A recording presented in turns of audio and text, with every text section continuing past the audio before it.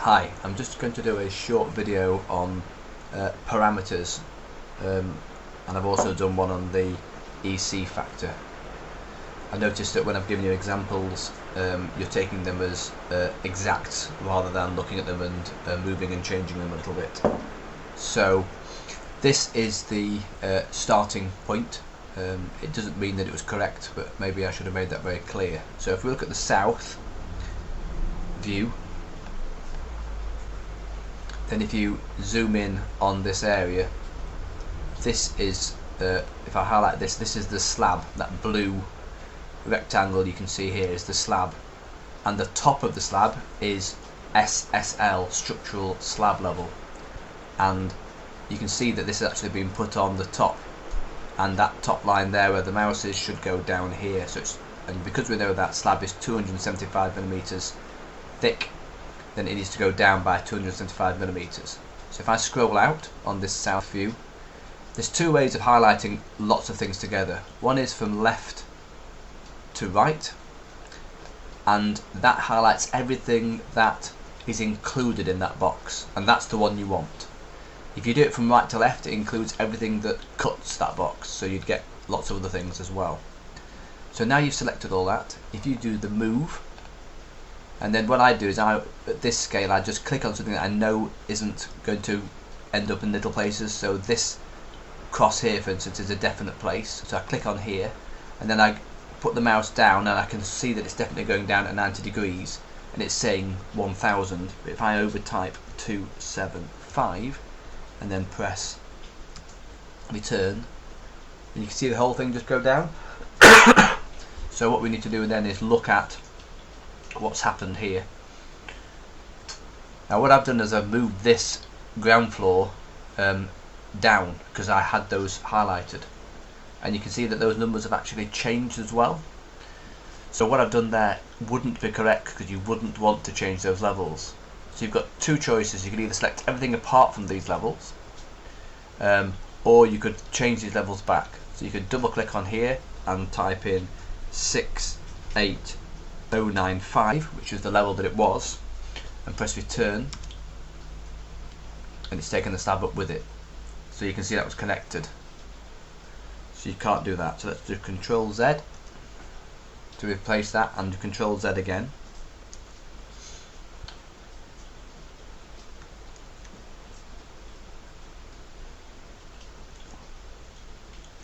And you can now see that's back as it was, and these levels are back as they were.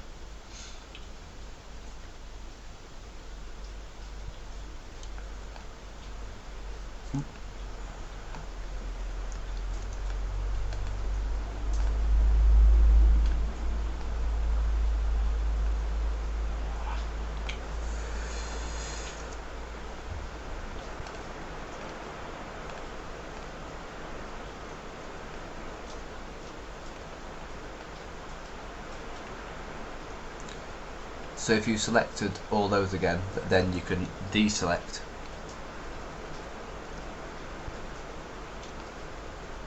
So shift and swipe left to right, anything that crosses it will stay. So hopefully you can see now that they are no longer selected. Let's see if this works. Move here down to 75. So now you zoom in, that's now worked, and this is the basement level, which is now on there as well. You can see that was correct. Some people have noticed that these piles go slightly into this rectangle here, which is called the pile cap. That is correct, they're meant to overlap. That's how piles connect into the pile cap. So that's the starting point for this is now correct. You don't need to make any other modifications, and maybe next year I'll just make it right and then it makes it easier. But there are work you have to do, so I'm not doing everything. So this here, these have been created in my project with my parameter file, so you won't have these parameters because you haven't got my text file. I want you to be able to create that text file yourself. I want to get used to doing that. So you'll have to actually delete my parameters or get rid of them and add your own.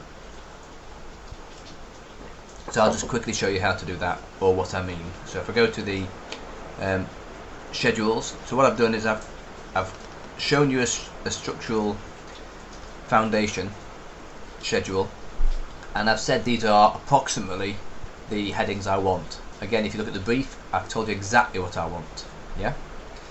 So you'll need to add some from here, but we know that family, count and volume are generic parameters. They're not something that I've created, but we know that ECF, potentially density, especially because it's got a full stop behind it, will be things I've created, and this is a calculated column, so that will be something I've created, and so will this.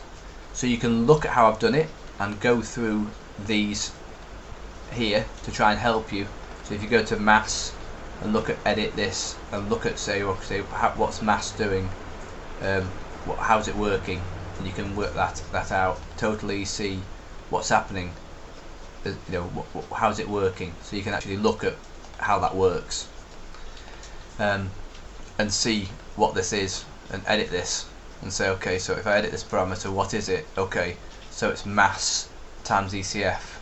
So these are there to help you, but you'll have to get rid of them because you won't have ECF available to you in your parameter file. You won't have density with a full stop. You won't have this available to you because they were in my parameters. So what I would do is I would start from here and I'd say, okay, so I want to say go into PileCap B, say, and I'll create my own parameters which might mirror these, but they'll be my own words. So if I go to PileCap B, what I would do is I'd go into the drawing and make sure I'm selecting PileCap B. So I'd go to either a 3D or a south view. Let's see if it's on the south or not. Let's see what this one is. PileCap A, PileCap C. So let's try the north side. PileCap F. So this is PileCap B highlighted. So if I double click on that, that'll take me into the family, which is called PileCap B. So here we are, PileCap B. So this here, if I go into the properties, so this one hasn't got any ECF or whatever because I'd only done it on one. So we need to add these parameters in. So if I go new parameter, this is now a family, so it's a shared parameter and it's an instance. If I go into select a parameter, so see, you will not get these because this is my text file. So you'd have to create a new group. So you'd have to edit, create a new parameter. So that's me. If I call one EC factor, yeah, and I said this is common and it's going to be, let me make sure I do things right. It's going to be a number, and I press OK. So I've now got, rather than ECF, I've got EC factor. That's new. And then I press OK. When I go back into there, remember to click EC factor, not kind of colour. Press OK, and then press OK again. So now I've got EC factor. So I'll do my calculation. I've sent a separate video to how to do that. So I'm going to say 0. Say I'll do something which is clearly wrong, 750, and press OK. And then you can go in the same and do your density or whatever. When you've done that, you then say, right, load into project.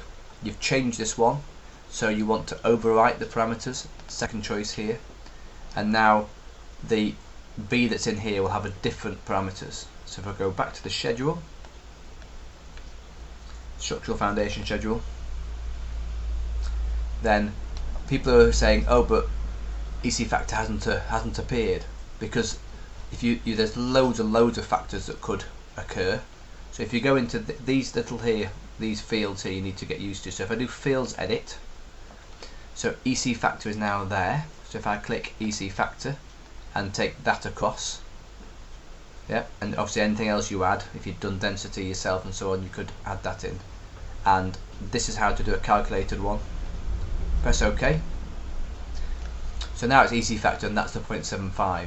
So once you've done that, I would then say, okay, go into fields, edit fields, and say the ECF that was mine, I gave you an example, let's ditch that. Removing something that's in calculation because it's got all those other calculations, so say yes, it'll get rid of all the calculations. so that now these calculations won't work, but you can start to build it up. So that's the idea of how you do it, to build up the new factor.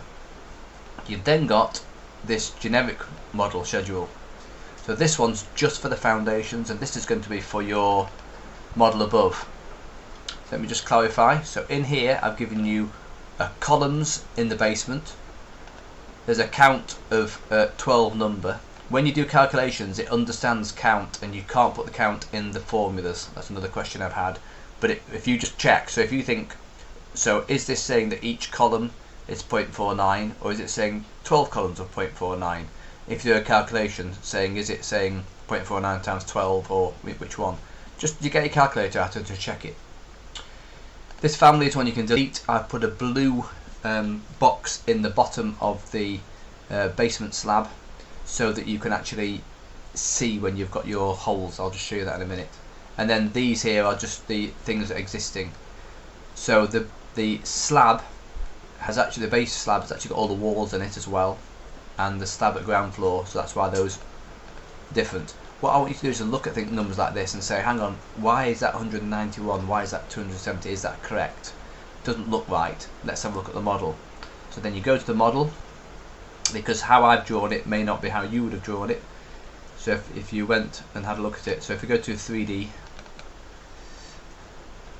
you can see this here is the base floor slab, and then this one here is the ground floor slab. So the slab includes the slab and the walls.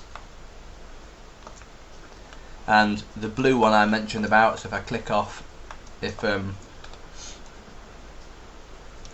you rotate around, that blue symbol there, that blue colour there, is that one called family 1, and that's just so that if you put more and more slabs on top of here and that blue disappears, it just tells me you've made a mistake. But you can delete it if you want to, but if I delete that, you can't very easily see that that's a void has happened, because it's grey going on to grey. Okay, sometimes people don't see the 3D view. There's this one here at the top. Default 3D view is always a good starting point there, and a couple of other things that people have got used to or are getting used to. Thick thin lines, very useful, worth knowing, and then hopefully in your sheets you've understood all these differences here. So again, you just start to use these, but particularly cropping view and show crop region is important for producing your drawings. So I hope this video has helped. I'm very impressed with how you're all getting on with stuff, and you're using the discussion board well, so keep asking and I will try and keep answering. One last point is I would really encourage people to try and get this done by the end of week 6 rather than the submission of week 8, or what I'm saying is get 95% of it done, because you've only got this Friday and then the Friday after to ask questions. After that you'll have no more kind of video conferences with staff, it'll all be down to just discussion boards. So try and get ahead if you can, and then you can have a nice relaxing reading week. All the best, cheers.